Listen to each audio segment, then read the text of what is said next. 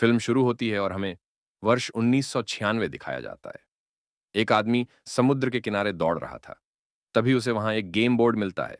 अब वह खेल को अपने घर लाता है। अब कहानी हमें 20 साल आगे ले जाती है। यानी 2017 में हम एक लड़के को देखते हैं, स्पेंसर।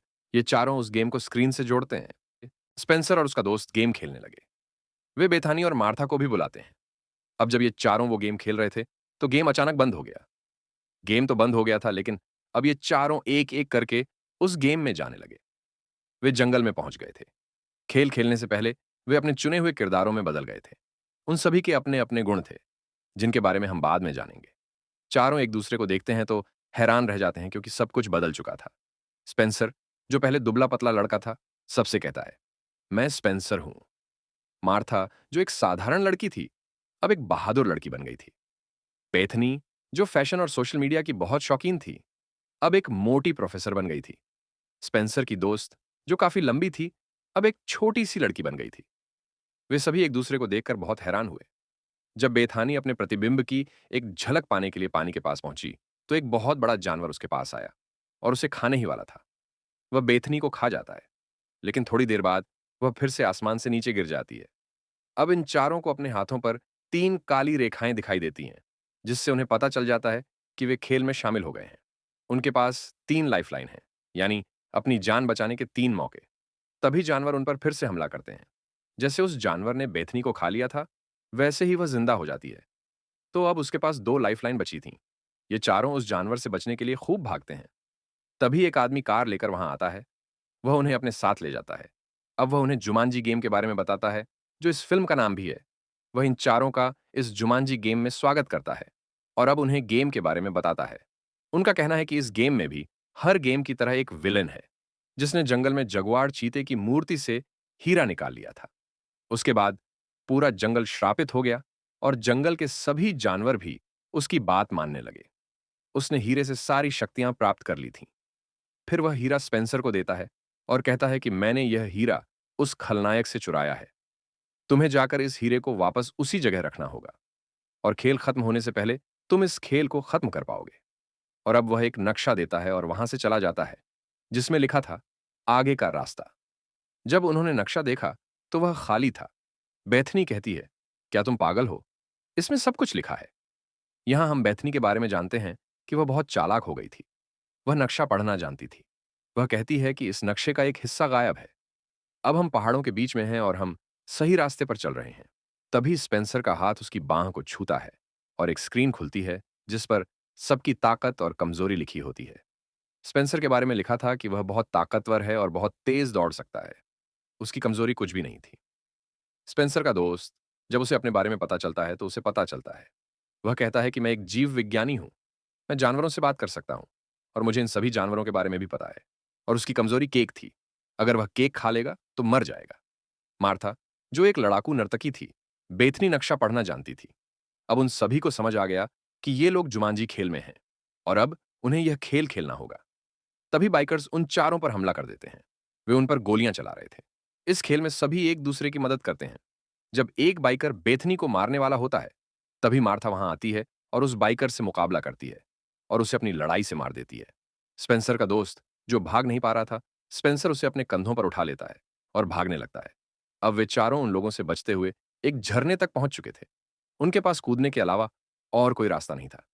तभी मार्था को पता चलता है कि उसे गोली लगी है। वह भी मर जाती है, लेकिन थोड़ी देर बाद वह आसमान से गिर जाती है। इसका मतलब है कि उसकी जिंदगी भी खत्म हो गई थी। इधर स्पेंसर का दोस्त उससे लड़ने लगता है। वह कहता है कि न तो तुम ये खेल खेलते और न ही हम आज इस मुसीबत में होते। स्पेंसर कहता है, बकवास मत करो। मैंने ये खेल अकेले नहीं खेला। स्पेंसर का दोस्त, जो हमेशा उसे आदेश देता और डराता था, आज भी वही कर रहा था। और इस लड़ाई के दौरान वह स्पेंसर को धक्का दे देता है, जिससे स्पेंसर एक गड्ढे में गिर जाता है। लेकिन वह वापस जिंदा हो गया। उसका जीवन भी समाप्त हो गया था। जब स्पेंसर वापस आता है, तो वे एक दूसरे से कहते हैं, हम इस खेल से कभी बाहर नहीं निकल पाएंगे। हमें लड़ने के बजाय इस खेल को अच्छे से खेलना होगा। इन चारों नक्शों के अनुसार वे एक बाजार में पहुंच गए थे, जहां स्पेंसर का दोस्त गलती से एक केक खा लेता है, क्योंकि वह भूखा था और इस वजह से उसकी मौत हो जाती है। लेकिन थोड़ी देर बाद वह वापस जिंदा हो जाता है। जैसा कि हम सभी जानते हैं, हर किसी के पास जीने के 3 मौके होते हैं। बाजार में उसके सामने एक बच्चा है जो उसे एक जगह लाया और कहता है, जुमान जी में आपका स्वागत है। अब वह उसे कमरे के पास ले गया और कहा, अगर तुम पलक झपकाओगे तो वह तुम्हें मार देगा। उसे यह पहेली सुलझानी थी। जब वे उस कमरे में जाते हैं जहां एक डिब्बे में एक बहुत बड़ा सांप था।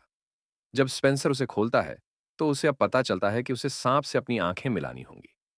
बेथनी कहती है, मैं ऐसा कर सकती हूं, जो अब एक प्रोफेसर में बदल चुका था। लेकिन जब वह सांप के सामने बैठती है तो डर जाती है। वह सांप फिर मार्था पर हमला करता है, लेकिन स्पेंसर ने सांप का मुंह पकड़ लिया था। वे डिब्बे से कागज का एक टुकड़ा निकालते हैं। उन्हें उस कागज में एक छोटा सा हाथी मिलता है। उस पर यह भी लिखा था कि जैसे ही हाथी को देखो चलना शुरू कर दो। लेकिन वे सभी सोचते हैं कि यह उनके नक्शे का आधा हिस्सा नहीं हो सकता। तभी खेल के खलनायक के आदमी यहां आते हैं जो उन पर हमला करते हैं।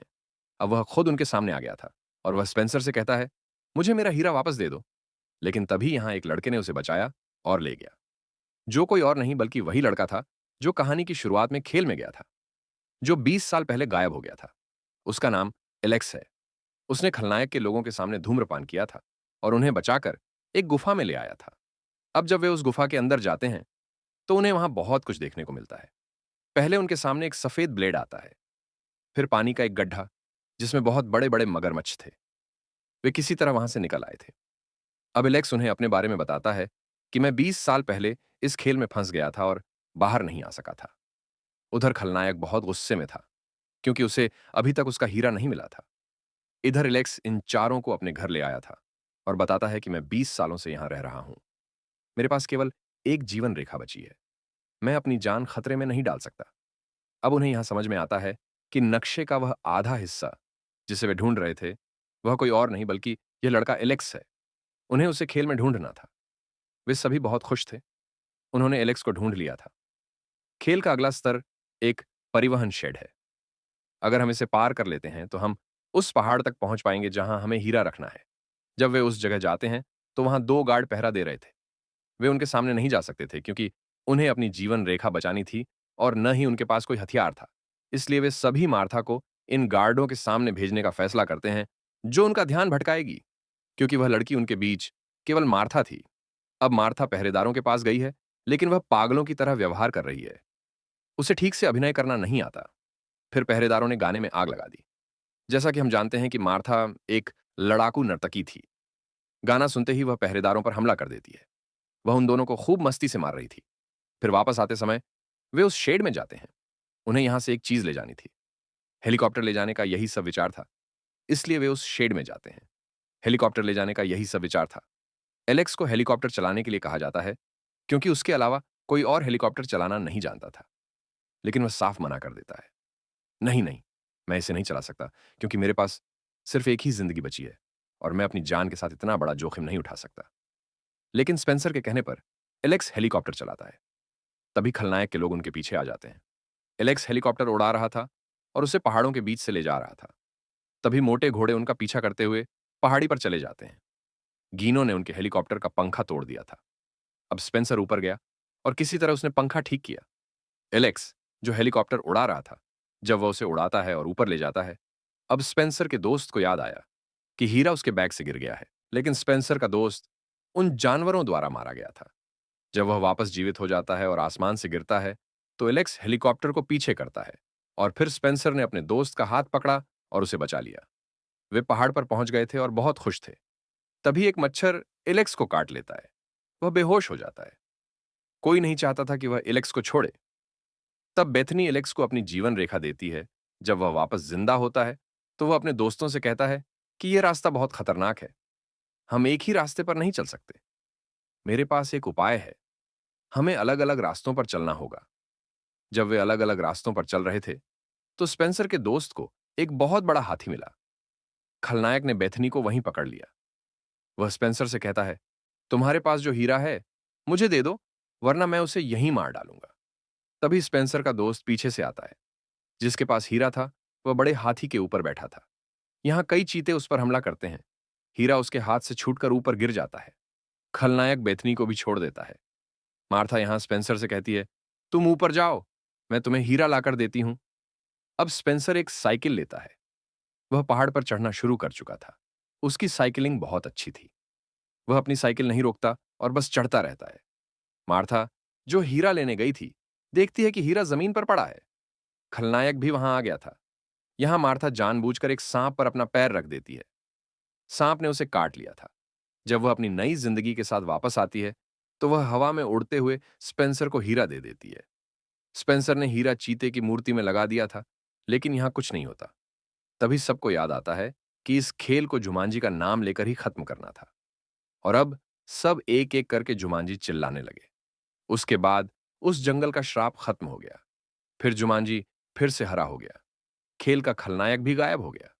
उसके बाद वही आदमी उन पांचों के पास आता है जो उससे खेल की शुरुआत में मिले थे। वह कहता है, शुक्रिया, तुमने हमारे जुमांजी के जंगल को फिर से हरा भरा कर दिया। फिर वो एक एक करके सभी से हाथ मिलाने लगता है, जिससे सभी अपनी दुनिया में लौट चुके थे।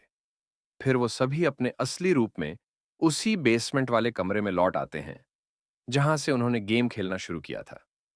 लेकिन वो देखते हैं कि एलेक्स वहां नहीं था।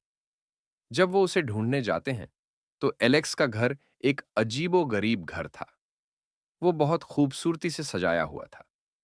आता है और उसे नमस्ते कहता है। बेथनी भी नमस्ते कहती है।